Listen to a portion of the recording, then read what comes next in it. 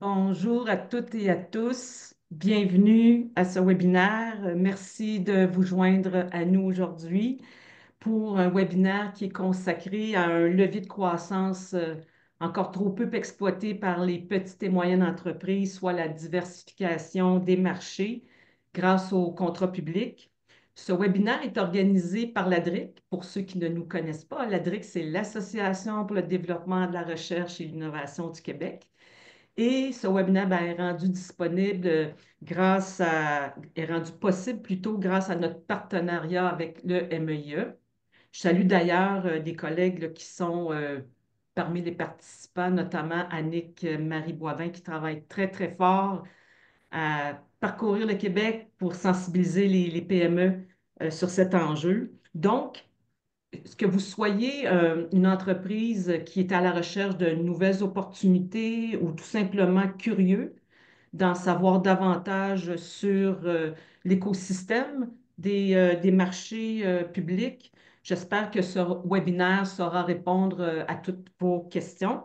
Je me présente, je m'appelle Michelle Sauchuk, je suis directrice du développement des partenariats stratégiques. Je suis accompagnée de ma collègue Nabila Domran aux opérations. Je salue notre PDG, Frédéric, qui est avec nous aussi. Je cède la parole à Marilyn Rémillard, directrice des coms, pour le déroulement. Bon webinaire à tous. Bonjour tout le monde. Marilyn Rémillard, directrice des communications et des événements à l'ADRIC. Avant de vous parler du déroulement, je voulais juste vous mentionner que suite au webinaire d'aujourd'hui, ben, c'est sûr, on va vous envoyer le PowerPoint, puis on va aussi vous envoyer un lien pour voir le webinaire en différé. Et si vous voulez partager à votre équipe, gênez-vous pas. Aussi, je vais mettre un lien vers un sondage de satisfaction dans le chat. Je vais le mettre tout de suite après avoir parlé, mais je vais le remettre aussi à la fin. Si vous voulez prendre 2 petites minutes pour y répondre, là, ça serait très apprécié. C'est rapide, puis c'est juste pour nous aider de s'améliorer d'une fois à l'autre.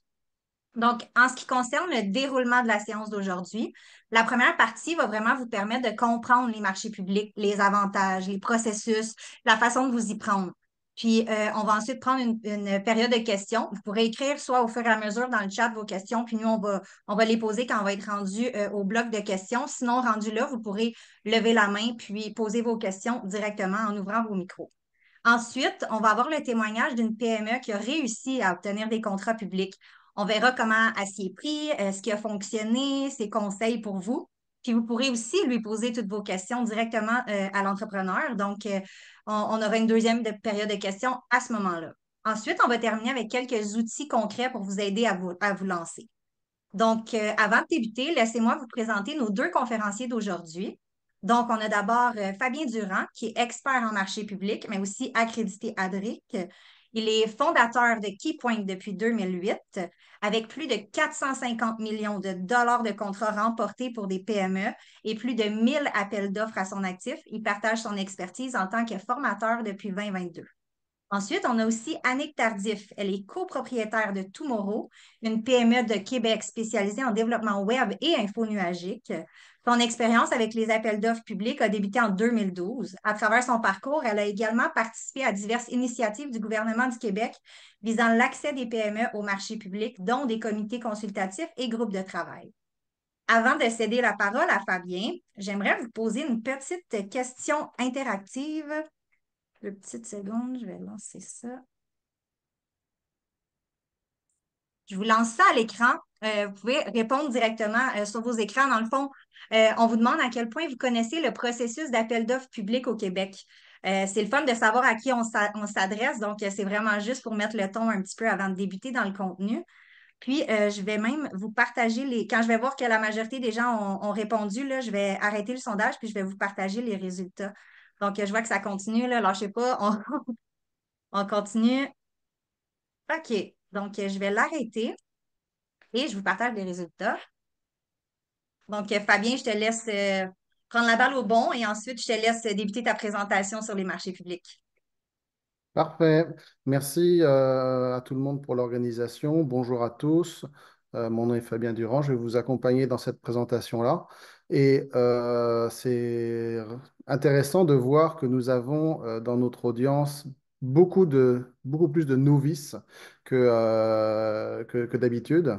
Donc, je vais essayer d'être le plus concret possible pour pouvoir vous faire comprendre ce que c'est que les marchés publics au Québec. Euh, L'axe que nous avons donné pour cette présentation est vraiment sur la diversification. Et la diversification des marchés est un enjeu prioritaire pour les entreprises québécoises aujourd'hui. Et on pense souvent à traverser les frontières, aller dans une autre province, traverser des océans, alors qu'il y a des très belles opportunités qui sont à la porte de votre entreprise pour travailler avec le gouvernement du Québec ou tous les organismes publics qui, eux, sont aussi à la recherche de diversification de fournisseurs. Donc, c'est ce qu'on va vous présenter aujourd'hui. Une petite introduction par rapport à qu'est-ce que c'est que les marchés publics. Les marchés publics, c'est l'ensemble des contrats accordés par l'État, incluant les municipalités, pour remplir ses missions. On a l'habitude de penser que les contrats publics, c'est uniquement pour les routes, pour les bâtiments, mais ce n'est pas uniquement ça. Il y a énormément, beaucoup plus d'opportunités c'est ce qu'on va voir ensemble aujourd'hui. Quand je donne des formations, une des questions que je pose, c'est quelle est la valeur des marchés publics? Et la plupart des participants ont aucune idée de savoir quelle est la valeur des contrats publics qui sont accordés au Québec. Et le vrai chiffre, c'est 32 milliards de dollars de contrats qui ont été attribués en 2023-2024. Réfléchis, prenez 2 minutes, 2 secondes pour réfléchir à ce que c'est que 32 milliards de dollars. C'est énormément de contrats. Donc, c'est clair qu'il y a sûrement une opportunité pour chacune des entreprises au Québec. Et comme je vous le disais plus tôt, les organismes publics cherchent à diversifier leurs fournisseurs. Les plus gros, les ministères et organismes qui octroient le plus de contrats, c'est bien sûr le MTQ que l'on connaît, le ministère des Transports du Québec, mais aussi le CAG, Centre d'acquisition gouvernementale, qui est un organisme qui fait du regroupement d'achats pour les organismes publics partout dans la province. La SQI, Société québécoise d'infrastructure, qui gère tous les bâtiments du gouvernement du Québec, Santé Québec, Hydro-Québec aussi, qu'il ne faut pas oublier, notamment avec toute l'initiative en lien avec l'électrification et qui octroie de plus en plus de contrats et ça va continuer dans les prochaines années. N'oublions pas non plus les sociétés d'État, les Loto-Québec de ce monde, la SAQ, la CEPAC, etc. Et les municipalités et MRC qui sont des gros pourvoyeurs de contrats. Ce qu'on remarque fréquemment, c'est pourquoi les entreprises, les PME hésitent, c'est parce qu'elles ne connaissent pas les règles. Dans les 10 prochaines minutes, je vais vous mentionner quelles sont les règles du jeu. Et ça, c'est très important de les connaître et vous allez voir qu'elles ne sont pas si compliquées que ça. Manque d'accompagnement, manque de formation, c'est en train de changer. Il y a des belles initiatives dans les 2 dernières années qui ont été données pour fournir plus d'accompagnement et de formation auprès des entreprises et la persistance des mythes. Les mythes, je pourrais vous en parler pendant longtemps, mais ça, ils sont en train de tomber au fur et à mesure. Et croyez-moi, il y a une opportunité pour chacune des entreprises au Québec pour aller chercher des contrats gouvernementaux. Comment sont répartis les contrats? Bah, vous voyez, c'est assez bien réparti. Il y a 28% qui sont de l'approvisionnement bien. Alors, de l'approvisionnement bien, ça peut autant être des seringues dans les hôpitaux que des rétrocraveuses ou des gros équipements hydroélectriques pour Hydro-Québec. Donc, il y a beaucoup de variétés dans les biens. Dans les services, il y a énormément de variétés aussi. Ça peut être autant des services de communication que d'informatique, que de nettoyage, que de l'entretien paysager. Donc, énormément de services. Et le 35% de construction, qui est la partie que l'on voit le plus en tant que contribuable partout dans les organismes du gouvernement du Québec. Je vous ai parlé des règles du jeu. La première règle à comprendre, c'est les seuils d'approvisionnement. Les seuils d'approvisionnement, c'est la valeur estimée du contrat pour le besoin. Euh, le seuil se fait en fonction du type d'achat. Donc, quand on est dans la catégorie des biens, au-dessus de 30, le seuil est à 33 400 dollars. Quand on est dans les services, le seuil est à 133 800 dollars. La construction, pareil. Et quand on est en TI, c'est variable. Pourquoi ces seuils sont importants? Parce qu'au-dessus du seuil, l'organisme public est obligé de faire un appel d'offres public. Donc ça, c'est tous les appels d'offres que vous allez retrouver sur SEAO. Et en dessous des seuils, l'organisme public peut faire un appel d'offres sur invitation ou octroyer un contrat en gré à gré. Donc ça veut dire que pour les entreprises qui veulent travailler en dessous des seuils, leur stratégie pour pénétrer les marchés publics, elle est complètement différente. C'est d'aller se faire connaître auprès des organismes publics pour se faire inviter à des appels d'offres ou pour obtenir des contrats en gré à gré. Donc ça, c'est la première question que les entreprises doivent se poser. Quelle est la valeur la moyenne de mes contrats? En fonction de ces seuils, comme je viens de vous le préciser, au-dessus, on est sur des appels d'offres publics qu'on va retrouver sur SEAO ou des appels d'offres régionalisés. On est sur des processus d'achat qui sont plus complexes, bien sûr, parce qu'on veut donner la chance à tous les fournisseurs qui sont intéressés à participer. En dessous des seuils, on est sur des mécanismes d'achat qui sont simplifiés.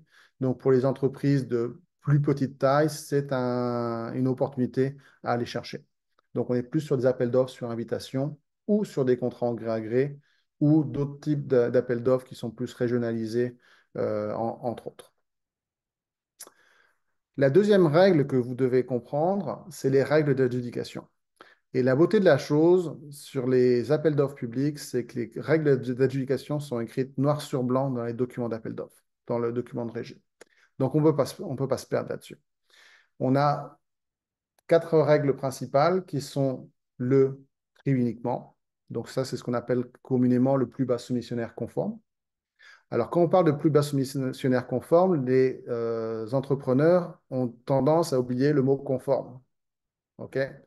Donc, ce n'est pas uniquement le plus bas prix, il faut aussi avoir une conformité. On a vu récemment un appel d'offres où on demandait un réfrigérateur d'une largeur de 1 mètre. Le fournisseur a soumissionné avec ses spécifications techniques et a été le plus bas, mais sauf que dans ses spécifications techniques, son réfrigérateur, il faisait 1,10 m de largeur. Donc là, le fournisseur n'a pas pris la bonne stratégie pour pouvoir avoir sa conformité et il n'a pas eu le contrat, même s'il était le plus bas soumissionnaire. Donc ça, c'est des stratégies sur lesquelles il faut réfléchir. La deuxième règle d'adjudication, c'est concernant la qualité. Qualité minimale puis prix. Donc, c'est un mode d'adjudication qu'on commence à voir de plus en plus où les organismes publics vont vouloir s'assurer que les fournisseurs sont capables de fournir un service de qualité. Donc là, on va avoir des critères qui vont être définis clairement dans l'appel d'offres. Ça peut être l'expérience de la firme, des fiches de projet, l'expérience de l'équipe, un processus en particulier. Donc, on va faire une évaluation qualitative. L'entreprise doit passer une note de 70%. Et ensuite, on va ouvrir le bordereau de prix. Et ça va être l'entreprise qui a passé le 70% et qui a le prix le plus bas qui va avoir ce contrat. Donc, c'est un mode d'adjudication que l'on commence à voir de plus en plus. Celui qu'on voit très fréquemment dans les services, c'est un rapport qualité-prix.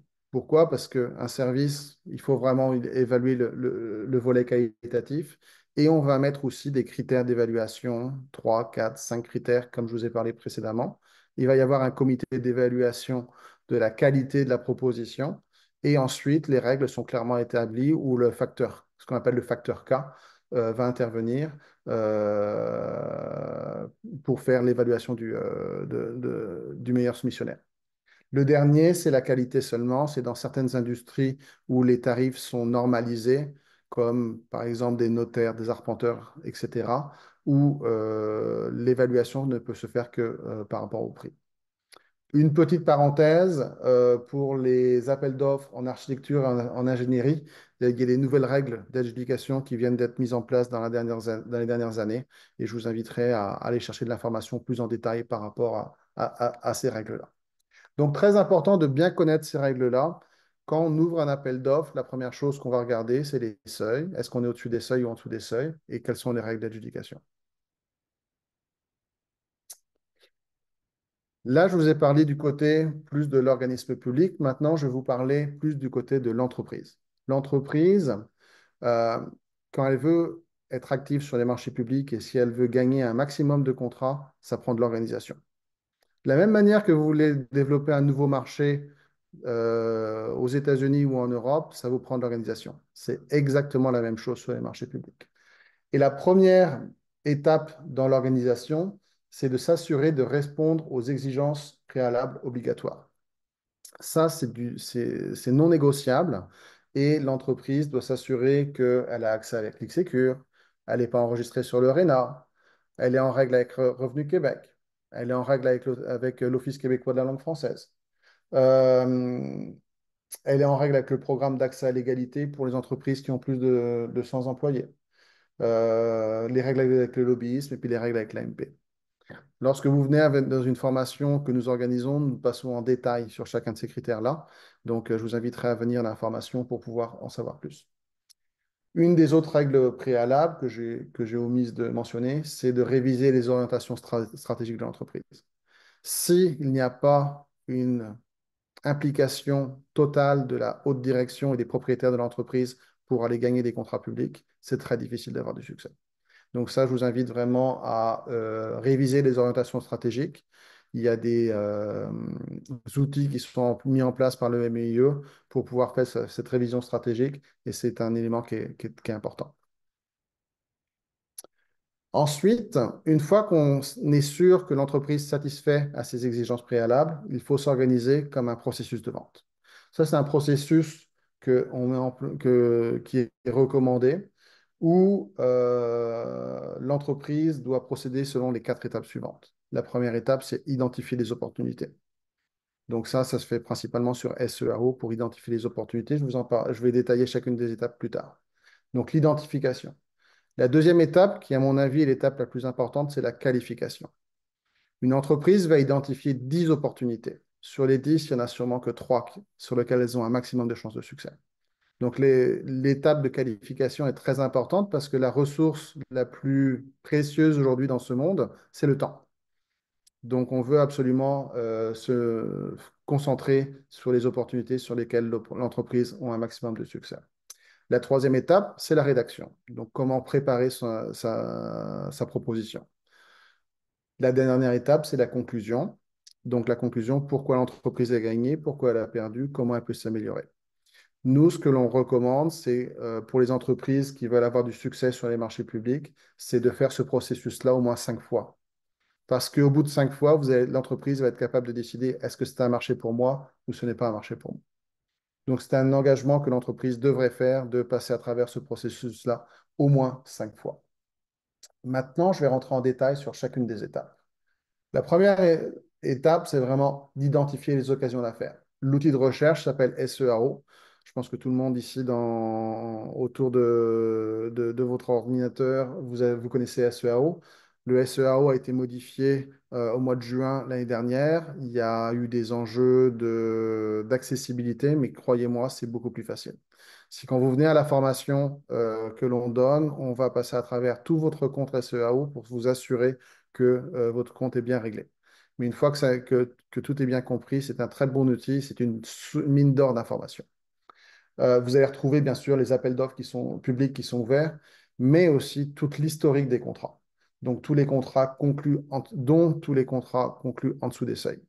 Donc, si je suis une entreprise qui veut travailler en dessous des seuils, donc sur invitation ou en gré à gré, et que je veux travailler avec une certaine municipalité, je suis capable d'aller chercher l'information, de savoir qui a eu le contrat, à quelle date pour ce type de service. Donc, croyez-moi, c'est une mine d'or d'informations pour ceux qui savent vraiment bien l'utiliser. Une fois que j'ai identifié mes 10 opportunités, quels sont les trois appels d'offres sur lesquels j'ai un maximum de chances de succès?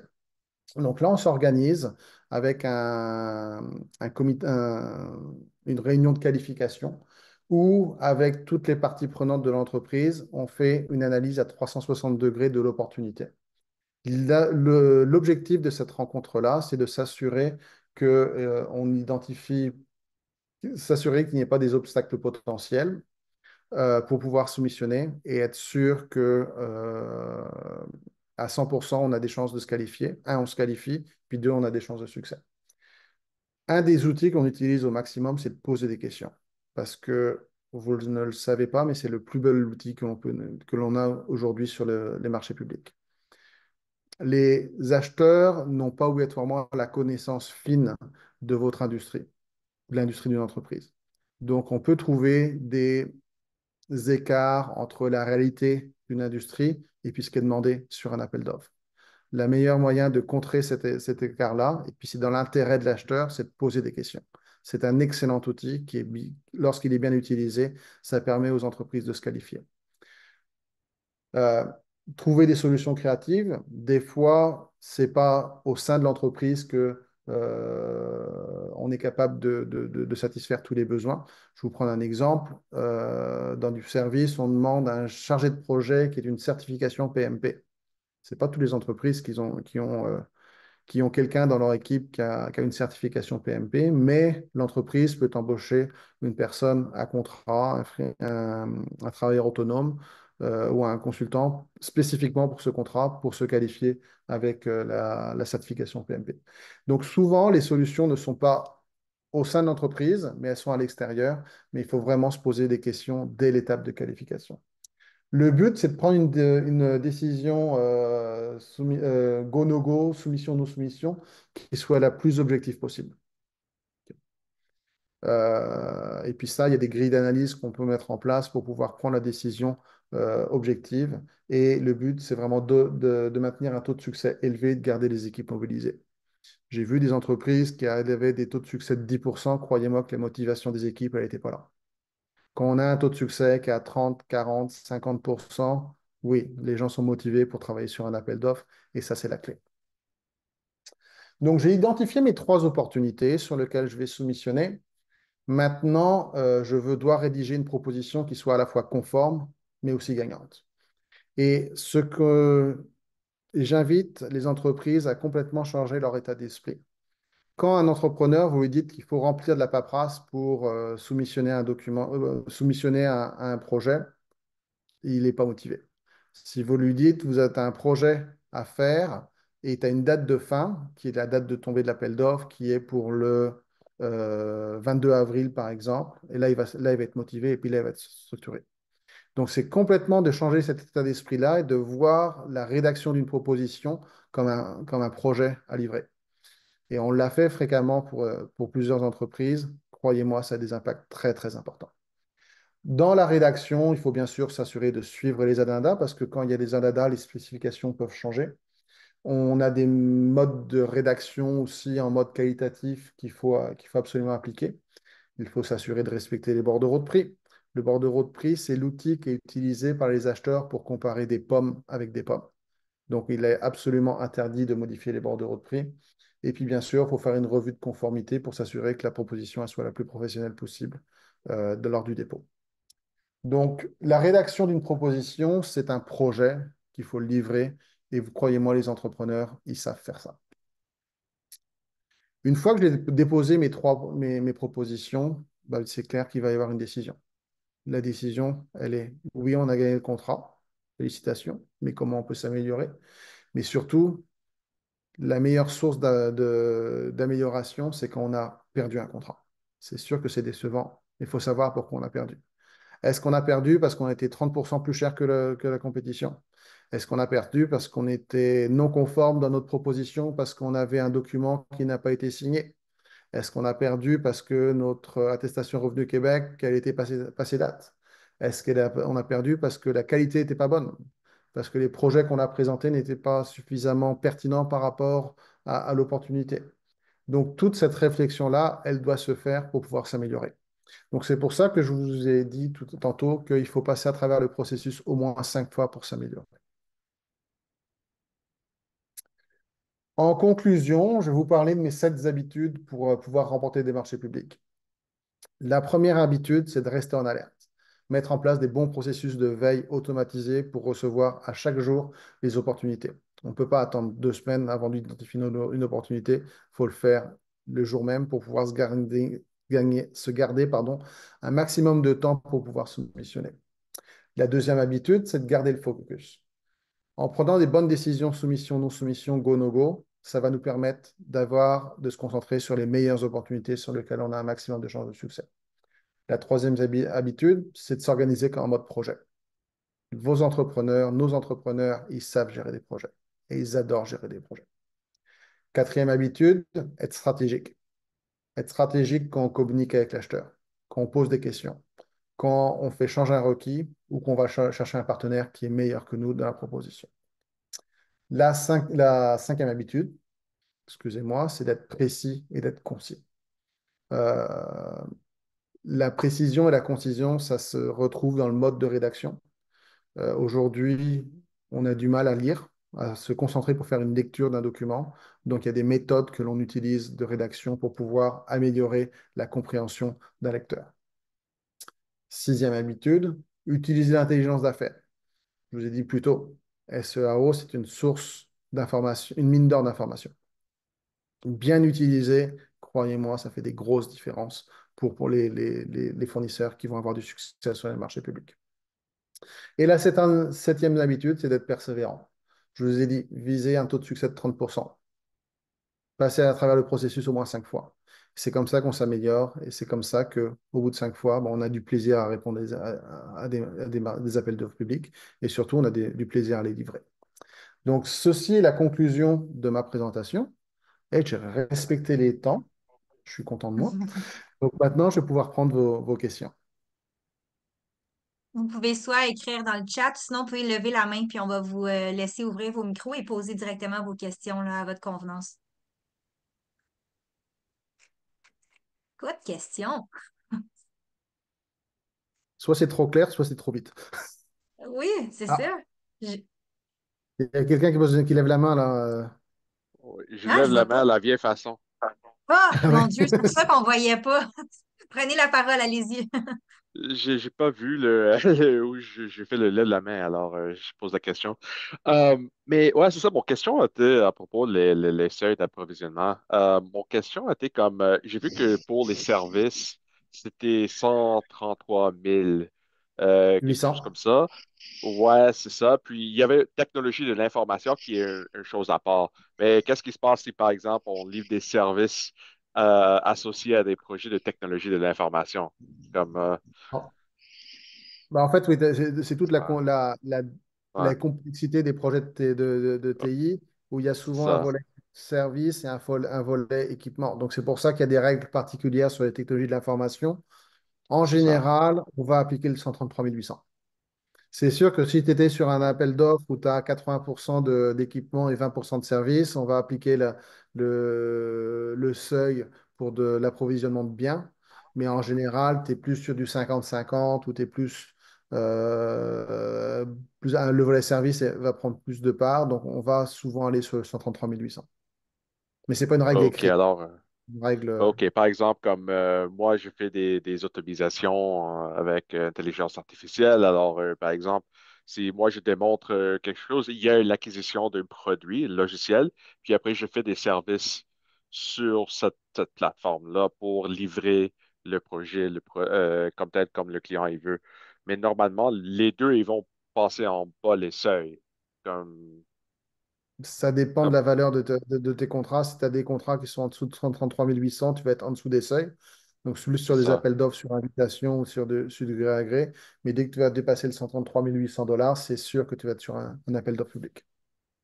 OK, OK, OK. Alors, dans ce contexte-là, comme moi, je fais mes démarches pour appeler les organismes publics comme tel, puis si on fait un contrat, si ça passe en sous le seuil, ça n'a pas besoin de passer par un appel d'offres public. Mais si, par exemple, c'est plus que ça, comme l'organisme, il veut avoir une plateforme vraiment niveau entreprise qui coûte 100 000 par exemple, en frais de logiciel, et les services sont plus que ça, alors c'est ça, c'est des contrats, c'est des appels d'offres publics. Ne t'inquiète pas, l'acheteur, lui, il va savoir comment faire. Ah, OK, OK, OK. L'acheteur, il Ouais. va savoir est-ce qu'il doit aller sur un appel d'offres public ou est-ce qu'il peut aller encore aller sur invitation parce qu'il doit respecter absolument les règles. Ah, Puis rien ne ah, OK, t'empêche de OK. poser la question aussi à l'acheteur. OK, ouais, c'est bon. Merci. Merci pour la question. Entre-temps, on a eu des questions qui sont rentrées dans le chat. Je veux juste revenir sur une question qu'on a eue tantôt. On a répondu, mais c'est pour ceux qui n'ont pas vu, là. On demandait s'il y avait un lien qui était disponible pour accéder aux informations sur le site du gouvernement. Je vais juste répéter qu'on va vous envoyer le PowerPoint, puis à la fin, on a une section justement sur les outils qui sont disponibles. Donc, il y a la boîte à outils du ministère avec tous les liens pertinents. Donc, vous allez avoir accès à ça très facilement dès cet après-midi. Donc, j'y vais avec la prochaine question. Comment fait-on pour savoir pourquoi l'appel d'offres a été perdu? Ben, tout dépend de la règle d'adjudication. Est-ce que quand c'est basé sur le prix uniquement, toutes les informations sont publiées sur SEAO. Donc les résultats d'ouverture sont publiés sur SEAO dans les 4 jours qui suivent la date de tombée. On peut toujours poser la question à l'acheteur aussi pour avoir les résultats, mais l'acheteur doit publier les résultats sur SEAO. Quand on est sur un rapport qualité-prix, l'acheteur va communiquer avec tous les fournisseurs en leur disant, tous les soumissionnaires, pardon, en leur disant votre proposition n'a pas été retenue parce que vous avez une note de 72% par exemple, et le fournisseur retenu a eu une note de 85%. Donc, on va avoir cette information-là. Quand il y a du qualitatif, on peut aussi communiquer avec l'acheteur pour savoir avoir le détail de notre pointage, donc le détail de notre note. Donc, ça, c'est un exercice qui est très intéressant à faire parce qu'on peut se rendre compte, par exemple, que notre chargé de projet, il a une note qui était inférieure à d'autres. Donc, c'est peut-être là notre point faible qu'il faut améliorer pour le futur. Good. Merci. On va y aller en rafale parce qu'il nous reste comme 4 minutes de questions, mais on en a plusieurs qui rentrent. Donc, Vas-y. comment peut-on programmer des alertes automatiques? Venez à la formation. Il y a l'outil de jumelage qui existe sur SEAO. Pour avoir un compte abonné à 6 et 95 $, il faut faire le mode jumelage. Donc, c'est dans votre profil utilisateur spécialiste, dans organisation, jumelage, et vous pouvez créer des jumelages automatisés où vous allez recevoir votre courriel à chaque matin. Good. Est-ce que les startups à risque, exemple existant depuis moins de 2 ans, moins de 3 employés, sont plus à risque de refus? Tout dépend de. Je pense pas que ce soit le fait que ce soit une start-up qui soit important, c'est est-ce que l'entreprise est capable de démontrer qu'elle est capable de répondre aux besoins. C'est sûr que dans certaines industries comme on parlait de l'IA tantôt, là, il y avait personne il y a plus de 3 ans, là. Donc c'est clair que c'est plus des plus jeunes entreprises qui vont être capables de soumissionner. Mais c'est comme tout. Les facteurs de risque sont évalués par l'organisme public. Les règles d'approvisionnement sont clairement définies. Donc après que l'entreprise elle ait 2 ans ou qu'elle ait 20 ans, si ce n'est pas un critère, c'est pas un problème. Par contre, il pourrait demander des fois que l'entreprise ait un minimum de 5 ans d'expérience ou 3 ans d'expérience. C'est sûr que si vous avez 2 ans, vous êtes non conforme. Hmm. OK, parfait. Une autre question. Si je vise à offrir une solution numérique en santé mentale dans le réseau de santé publique et que les coûts soient assumés par Santé Québec, quel est le processus? Là, on rentre sur une question qui est vraiment très détaillée. Oui. Je vous inviterai à nous contacter en Mhm. mode accompagnement ou venir à une formation parce que c'est très, très pointu dans ce dans ce genre de questions. Je suis désolé, je ne peux pas répondre là avec 40 personnes autour de la table. Je vais poser la prochaine, c'est un peu aussi précis, mais peut-être un peu moins. En tout cas, tu jugeras si on répond plus tard ou pas. Est-ce qu'un logiciel service SaaS est toujours un achat de type TI? Est-ce considéré comme un bien ou un service? Qu'est-ce qui peut faire varier le seuil, mis à part si c'est un bien ou un service? À vérifier. Je ne peux pas m'engager sur la réponse, mais il y a 95% de chances que ce soit considéré comme de la TI. Pourquoi? Parce qu'il y a Mhm. des contrats, les contrats sont vraiment très spécifiques au TI. Donc, mais à valider, là, il y a 80% de chances que ça reste en TI. OK, Je ne vois pas parfait. pourquoi ce Donc, pour serait un service l'instant, ou un bien. Ouais. ouais. Pour l'instant, on n'a pas d'autres questions. Si vous voulez, il reste comme 1 minute. Vous pouvez soit lever la main ou réécrire dans le chat. Sinon, on va avoir une autre période de questions après le témoignage de notre entrepreneur. Puis, si on a le temps, on va essayer de revenir aussi à la fin là, avec d'autres questions si besoin est. Donc, je vois qu'il n'y a rien qui rentre. Je passerai à Annick Tardif pour le témoignage d'une entreprise qui a réussi à décrocher des contrats publics. Donc, Annick, à toi la parole. Oui, bonjour. Oh, Fabien, tu peux changer de diapo. Oui, Oui, c'est bon. merci. parfait. Bon, ben bonjour, je suis bien heureuse d'être présente aujourd'hui, puis ça me fait vraiment plaisir de partager l'expérience de Tomorrow, mais aussi mon expérience au cours, je dirais, on est rendu à 20 ans, même un peu plus là, d'avoir des collaborations, réaliser des mandats, peu importe l'envergure, avec des ministères, organismes, et l'éducation. Dans le fond, j'ai commencé en vous présentant, en exprimant que vraiment, pour aller avec le titre du webinaire aujourd'hui, les marchés publics ont été un levier pour diversifier nos revenus chez Tomorrow et font partie de notre stratégie pour bâtir une croissance solide et fiable. Je pourrais revenir là, je vais revenir au fil de ma présentation, qu'est-ce qu'on veut dire par solide et fiable. On peut peut-être passer à la prochaine. Donc, je vais vous en dire un peu plus sur Tomorrow rapidement. On est une entreprise fondée en 2007 qui a commencé par deux personnes en développement web et infonuagique. Expertise de niche, on a une expertise de niche qui répond aux besoins de plusieurs ministères organismes, des réseaux de la santé, des municipalités aussi, puis des services aussi au niveau du réseau de l'éducation. Aujourd'hui, on est 19 employés, donc toujours une petite entreprise. On a 2,5 millions de revenus annuels. Puis, notre raison d'être, c'est vraiment d'aider nos clients à résoudre des défis complexes en répondant en proposant des solutions technologiques qui sont pertinentes, qui sont modernes et durables. Donc, ça, c'est toujours notre axe dans lequel on reste quand on choisit de répondre, d'aller de l'avant avec une collaboration avec un nouveau client. On peut passer à la prochaine. Notre expérience dans les marchés publics, notre premier contrat public qui est en 2010. Donc, en 2010, il y avait encore deux personnes chez Tomorrow. Donc, pas besoin d'être une grande équipe pour gagner un contrat public. Puis là, quand je dis un premier contrat public, c'est vraiment un appel d'offres. Donc, c'était pas un gré à gré ni sur invitation. Puis, les types de contrats aujourd'hui auxquels on est assujetti, parce que ça a changé quand les contrats en matière de technologie de l'information, la réglementation est arrivée il y a quelques années à ce niveau-là, puis le changement au niveau de la loi.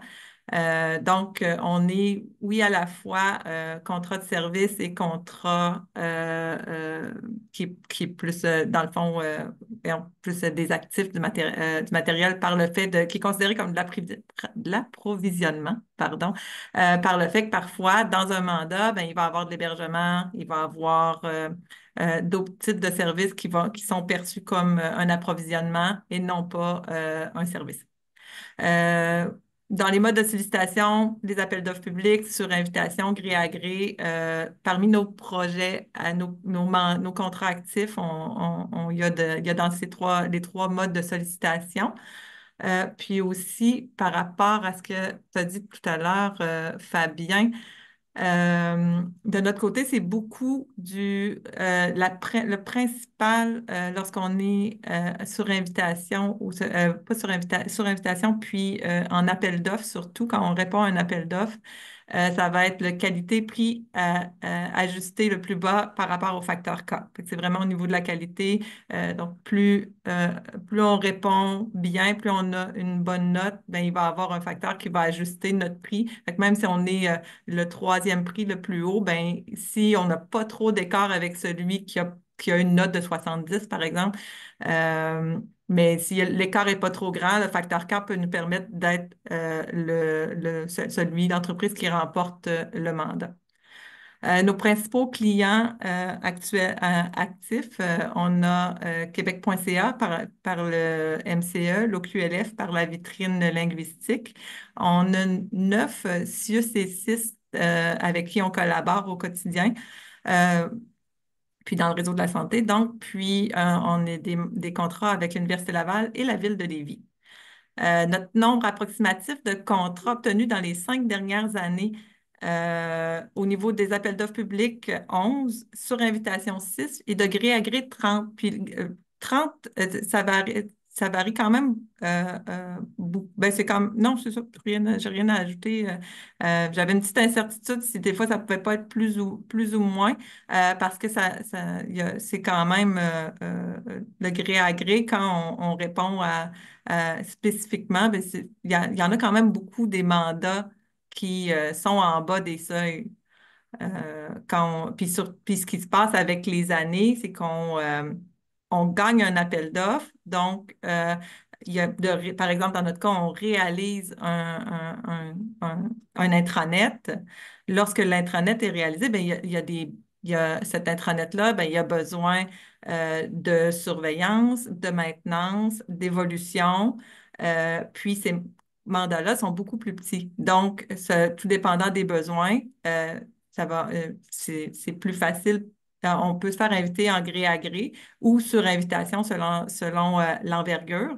À noter quand même qu'il y a certaines règles, Fabien, je suis certaine qu'il doit, c'est possible d'approfondir dans les formations, mais il y a quand même des limites. C'est pas pour rien qu'il y a des lois et des règlements pour assurer la concurrence au niveau des marchés publics, pour qui sont les fournisseurs auprès du gouvernement, entre autres.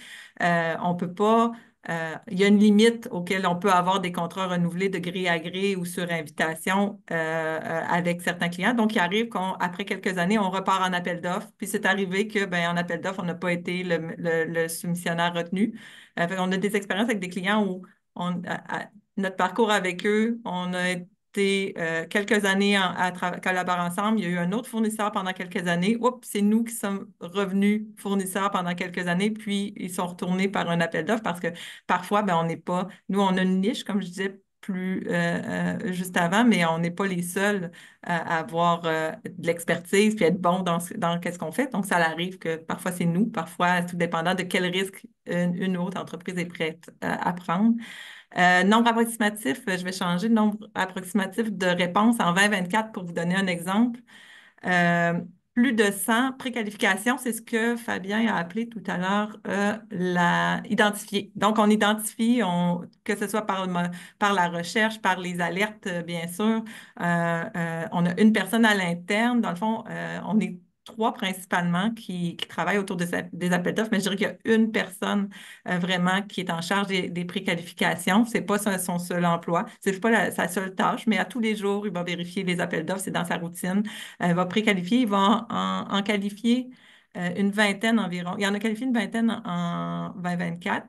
Qui, là, alors, on se fait vraiment, là, comme les méthodologies qui ont été présentées tout à l'heure, on se fait un document où est-ce qu'on ressort les éléments importants, puis là, en sous-comité, on va décider est-ce qu'on participe ou pas. Puis, en 2024, on a eu 6 participations. On a soumis 6 réponses. Notre chiffre d'affaires actuellement, c'est environ 36% qui vient de contrats publics. Puis ça varie quand même d'une année à l'autre. Puis c'est là où, tout à l'heure, je disais fiabilité, croissance puis stabilité, ben ça varie. Tout comme les autres fournisseurs, les autres types de clients, en fait, ben ça varie d'une année à l'autre si on gagne un plus gros appel d'offres ou pas. Si nos clientèles dans les autres marchés augmentent. Mais grosso modo, au fil des années, ça a toujours été entre 30 et 60% de notre clientèle. Puis notre projection pour l'année prochaine, c'est entre 45 et 55%, tout dépendant des prochaines, de nos prochaines ventes. Notre stratégie et préparation, je trouve que tout ce que Fabien a mentionné tout à l'heure, puis je trouve ça intéressant parce que je dis, oh, que j'aurais aimé avoir ces informations-là au départ quand on a commencé, parce que nous, on a appris par l'expérience. Mais vraiment, j'étais beaucoup rejoint par les étapes et les façons de faire. Ça ressemble vraiment beaucoup à comment on fonctionne à l'interne. On fait la veille et la sélection des opportunités en suivant les 4 étapes d'identifier, qualifier, rédiger, puis conclure. Puis de la portion conclusion, il arrive que, oui, toujours vraiment, on a toujours des réponses. Si on perd si on gagne pas un mandat, ben on a les réponses, mais c'est sûr que c'est rare qu'on va avoir des réponses très détaillées. Puis c'est normal, on peut imaginer que s'il y a 12 soumissionnaires, ben, c'est plus difficile de faire un suivi très détaillé à chacun des fournisseurs qui a soumis sa candidature. Pour soumissionner efficacement, on a des modèles, on a des choses qu'on a préparées à l'avance. Tout ce qui se réutilise, on fait très attention de toujours être prêt parce que quand vient le temps quand on donne le go puis on dit OK, on y va, on répond à cet appel d'offres-là, ben, généralement, les délais sont très serrés pour la tâche, l'effort qu'on a à mettre pour répondre. Donc, vraiment, là, on tombe en mode projet, puis on est toujours bien content quand nos CV sont à jour, nos mandats similaires sont à jour parce que c'est beaucoup plus efficace, puis on peut se concentrer sur la stratégie. Euh, Sinon, peut-être je vais laisser pour les questions là, par rapport à la rédaction d'une soumission gagnante ou la gestion des défis et des obstacles. Peut-être que je dirais quand même par rapport, tu sais, le fait qu'on est en technologie, puis ce qu'on a remarqué avec les je veux dire, les différentes organisations avec qui on collabore, il y a les règles, il y a tout ce qui est les seuils, ben, il y a aussi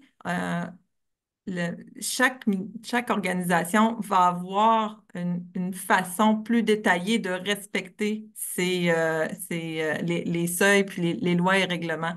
C'est-à-dire que c'est souvent pour nous, c'est rare qu'un mandat de 30 000 va être obtenu en haut de 30 000 va être obtenu autrement que sur invitation ou appel d'offres. Du gré à gré, entre 30 000 et 138 000, on n'en voit presque pas. Mais c'est correct que ça fait partie de la libre concurrence, mais c'est peut-être pour apporter une nuance, tandis que ben, les plus petits mandats, en gré à gré, il y en a quand même beaucoup. Je pense il me restait une dernière diapo. Euh, donc, les avantages pour nous, ça a vraiment été de compter sur des clients stables dans la façon du fait que bien, un contrat, souvent, c'est pas juste 1 an, c'est 3 ans ou c'est 5 ans. Fait que c'est une belle fiabilité, c'est une belle stabilité quand on sait qu'on a un mandat pour 5 ans. C'est une belle fiabilité. Le gouvernement paie ses factures dans des délais prédictibles. Donc, ça, c'est vraiment dans la vie d'une PME, il y a toutes sortes de choses qui se passent, puis de pouvoir compter sur des clients fiables pour toujours assurer une base, ben, c'est non négligeable, c'est dans les grands avantages. Euh, Sinon, ben, il y a aussi le fait que ça répond à nos valeurs. Tomorrow, c'est une entreprise, on s'est récemment certifié B Corp. Donc, pour nous, c'est important de contribuer dans toutes les sphères de la société, puis de fournir des intranets, de supporter des infrastructures qui sont pérennes pour des organismes publics, ben, c'est quelque chose dont on est fier, puis qu'on croit qui contribue à la qualité de notre réputation. Puis, si j'ai un conseil pour les PME, ben de pas hésiter, de se faire accompagner. C'est sûr que ça peut être plus rapide de gagner ses premiers mandats, mais d'essayer quelques fois avant de lancer la serviette, c'est certain. Merci beaucoup, Annick. On passerait à une autre période de questions. Si ça vous a éveillé des petits trucs ou si ça vous a posé d'autres questionnements, ça peut être autant pour Annick que pour Fabien, parce que des fois, là, vous voyez des exemples concrets, puis ça vous allume une cloche qu'on a parlé tantôt.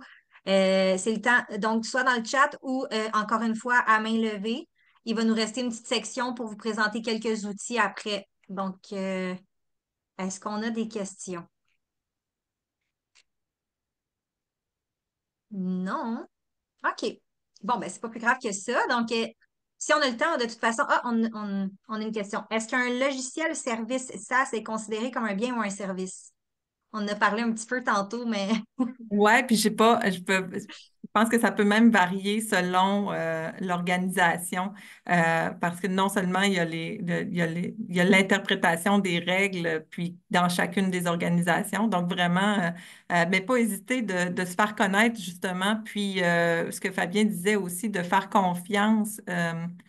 Nous, on n'hésite pas à poser des questions, puis on le dit souvent à l'interne, quand notre personne responsable maintenant de faire la veille des appels d'offres à tous les jours, ben, il n'y avait aucune expérience il y a 4 ans dans la réponse à des appels d'offres. Puis aujourd'hui, il m'a aidé à me préparer. J'ai dit, hey, peux-tu aller vérifier des choses? Puis il a fait comme, hey, j'avais toutes les réponses, j'aurais pu, tu sais, je savais pas que j'en savais autant sur comment collaborer et comment répondre à des appels d'offres pour avoir des contrats Mm. publics. Donc, ça s'apprend quand même assez efficacement. Mm.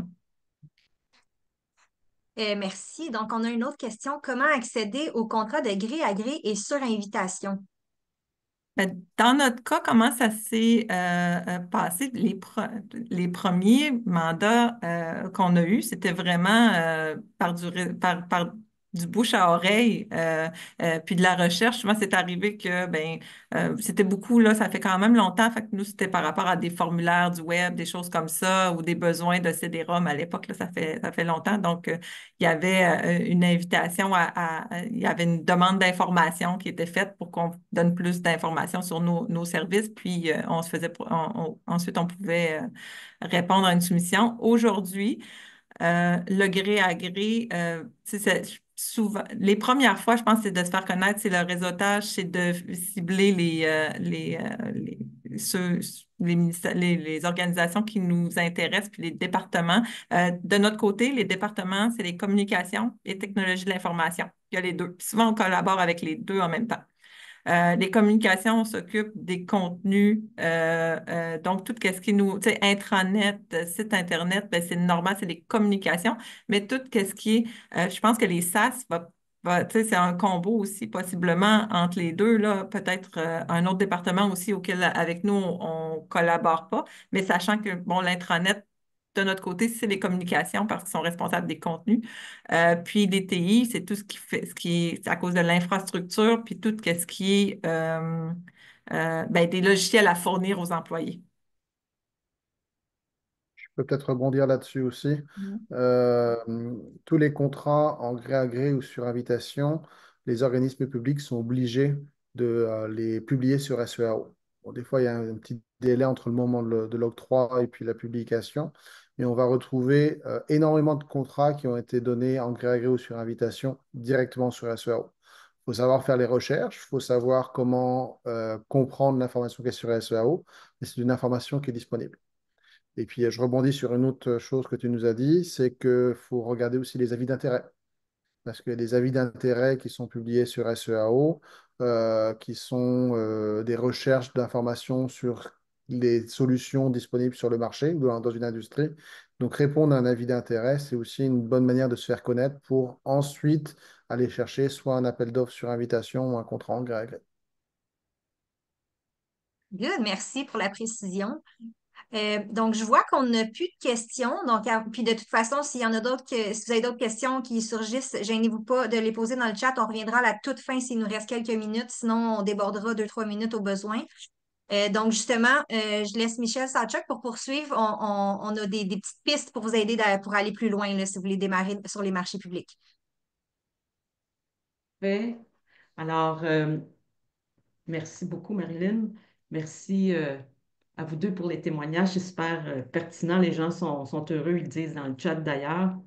Euh, Premier outil super intéressant, c'est que le MEI a créé une page, en tout cas plus qu'une page, avec beaucoup, beaucoup d'outils pour vous aider à faire vos premiers pas dans les marchés publics. Alors, vous allez avoir une formation en ligne pour accéder aux marchés publics pour la première fois. Cette formation même possède un autodiagnostic pour vous aider à voir où vous en êtes par rapport à votre positionnement dans les marchés publics. Donc, ça va vous donner une idée du chemin à parcourir pour être prêt. Il y a des checklists, donc liste de vérification avant de fermer une soumission, qu'est-ce qu'il ne faut pas que j'oublie, et même une série web, démystifier les contrats publics. Donc, tout ce qui est en bleu, on a tous les liens, vous allez recevoir la présentation PowerPoint. Alors, je vous invite à aller consulter cette page qui évolue tout le temps là, grâce là, à l'expertise là, du MEIA dans le domaine. Ensuite, un autre outil qui pourrait être fort pertinent, c'est les formations. Cette formation-là, maîtriser les bases du dépôt d'une soumission, augmenter vos ventes à l'aide du SEO, mais ça complète en fait les documents, les outils du MEIE, le webinaire d'aujourd'hui. Cette formation-là est donnée par Fabien, qui a l'habitude là, de la donner. Et ça, c'est issu de notre partenariat avec le MEIE. Donc, on dispense maintenant cette formation. Comme vous pouvez le voir, actuellement, il y a 3 dates de disponibles. La dernière au Saguenay, la date est à venir, hein, Marilyn, c'est ça? Oui. Alors, demain, dans la Naudière, une formation qui est disponible. C'est une formation en présentiel, c'est 7 heures, Fabien, si je comprends bien, C'est 7 ou de 8 8 heures. heures le matin jusqu'à 16h30. Et Donc, c'est vraiment une formation alors, qui est très pratico-pratique, hein. Il faut bien insister là-dessus. exactement. Capitale nationale le 3 juin. Et il y a d'autres formations qui vont être à venir. Alors, si ce n'est pas dans votre région ou si vous ne pouvez pas vous déplacer, je vous invite fortement à aller voir la page et vous allez pouvoir suivre en direct les nouvelles dates là, qui pourraient s'ajouter cet automne. En tout cas, on l'espère. C'est super populaire. Les places sont limitées parce que c'est 10 à 12 personnes maximum pour donner le plus possible des conseils personnalisés et un atelier quand même important d'après-midi sur l'outil là, du SEAO. Pour terminer, programme Envol PME, c'est notre tout petit dernier bébé. On a décidé à l'ADRIC d'offrir un programme d'accompagnement aux PME qui voudraient être accompagnés, le mot le dit, 20 heures. Donc, 20 heures pour définir vos stratégies, vous aider vraiment à positionner votre entreprise et vous voyez donc un aperçu de l'accompagnement qui est possible pour ce 20 heures-là. Euh, on peut faire d'autres propositions aussi aux entreprises, aux organismes de développement économique, s'il y en a qui sont avec nous aujourd'hui. Ça va nous faire plaisir là, de discuter avec vous tous les détails, un code QR. Fabien, est-ce que tu veux ajouter quelque chose sur ce programme-là? Le but, c'est vraiment de faire vos premiers pas. Exact. Pour les entreprises, à faire leurs premiers pas et puis à démystifier, à faire baisser la pression par rapport à ce que c'est que les appels d'offres publics. Donc, une fois qu'on l'a fait une première fois, et puis à travers ce 20 heures-là, on est capable de le faire, bah, c'est sûr que les entreprises peuvent gagner en autonomie. Mais c'est vraiment de démystifier tous les enjeux et puis de commencer à bien s'organiser. Et une fois qu'on a ça, bah, l'entreprise a beaucoup plus d'autonomie. Parfait, merci beaucoup. Alors, il ne me reste plus qu'à vous remercier tous et chacun pour votre participation. Il y avait beaucoup de monde avec nous, donc je pense que ça témoigne de l'intérêt pour le sujet.